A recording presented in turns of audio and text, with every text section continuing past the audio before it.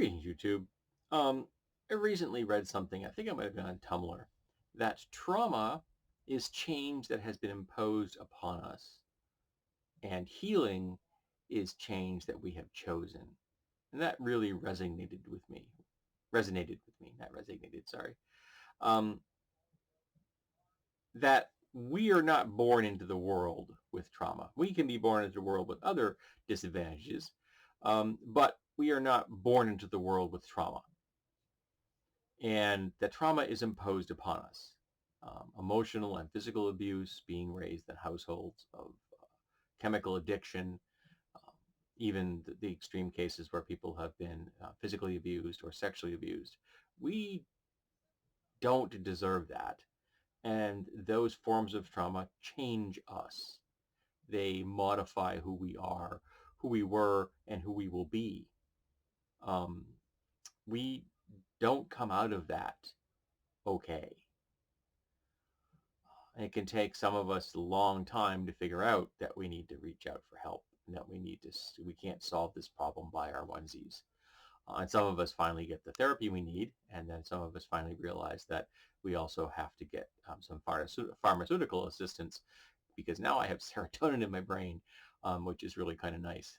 It's kind of good having that. I enjoy that quite a bit. Um,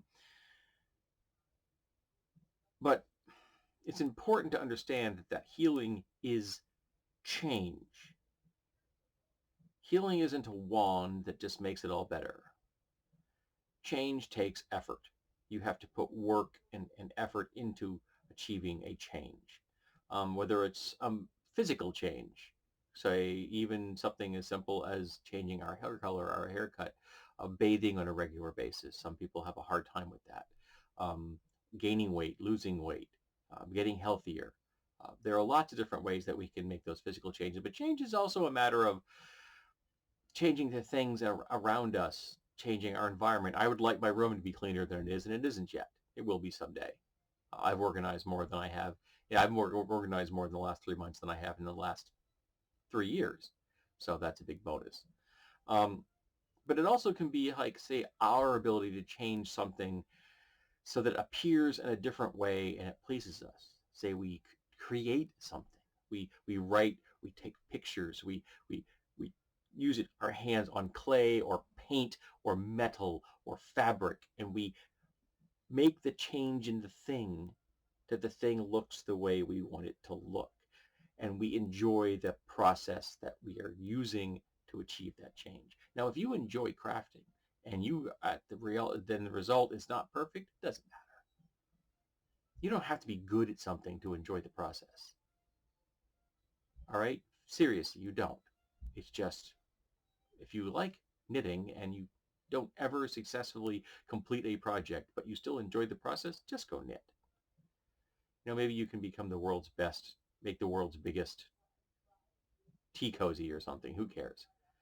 You don't have to be a great painter to enjoy painting. I make post-apocalyptic weapons. They are not pretty. And sometimes they are not even overly functional, but sometimes they are both functional and exactly what I want them to be. And that's really cool when it happens.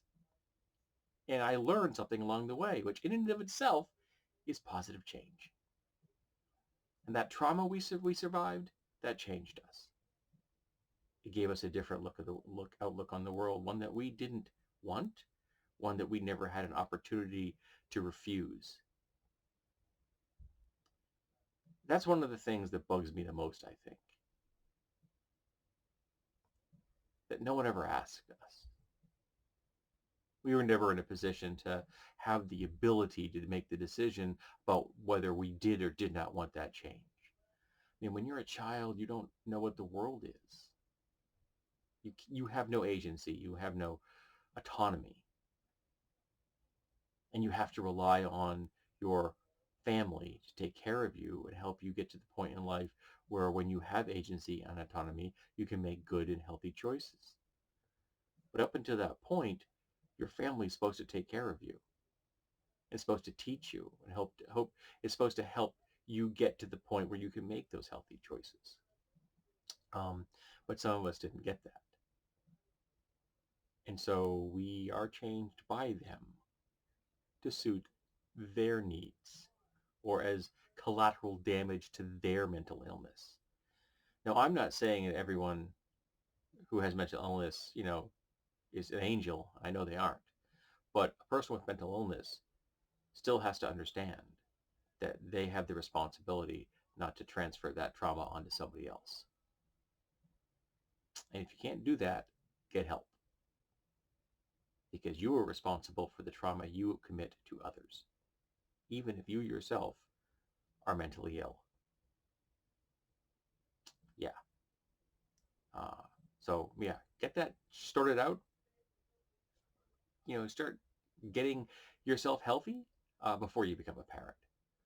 Because that's a really good way to make sure you don't heap trauma upon an unsuspecting human being you're bringing into the world. But lots of parents didn't do that. Lots of parents became parents because of the very easy bar that is passed to become parents. Put slot A into slot B. Put tab A into slot and in slot B, repeat as necessary, and that's all you had to do to become a parent. Whoops, you're a parent. No planning, no forethought, no qualifications. You just become one. And it's a job that far too many people figure they can just learn as they go along. That's not true. They screw people up that way. I heard a great line once. The question is, how good a job did your parents do? How long did it take you to forgive them? Um, I'm 57, and I've just come to the realization quite recently of just how much damage my parents had done. Both of them. One because he was actively abusive, and the other because she didn't do what she needed to do to protect me, because that was her job.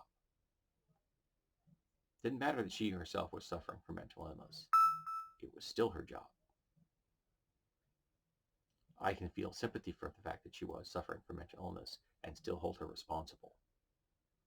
Those are not two mutually exclusive concepts.